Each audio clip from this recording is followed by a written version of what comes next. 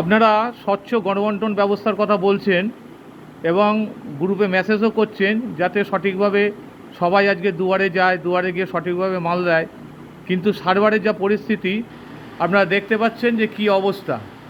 এই অবস্থায় দাঁড়িয়ে আপনারা তো ডিলারদের মানুষ মনে করেন না এবং মানুষের যে সময়ের মূল্য আছে সেটাও আপনারা ভাবেন না।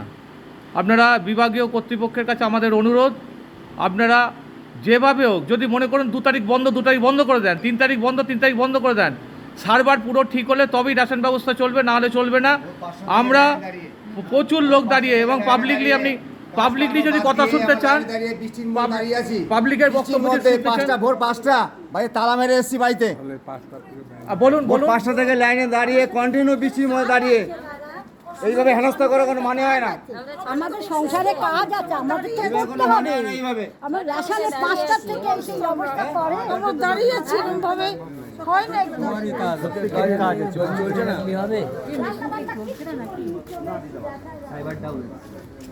শুনলেন পাবলিকের বক্তব্য। এবার আপনারা যেটা সম্ভব বলবেন, কাদের সঙ্গে কথা বললে হবে সঠিক কাজ, আমরা তাদের সঙ্গে কথা বলবো। বিভাগীয় কর্তৃপক্ষের সর্বোচ্চ স্তরে যদি কথা বলতে হয় আমরা কথা বলবো, আর না হলে আমরা কিন্তু বৃহত্তর আন্দোলনে যেতে বাধ্য হব।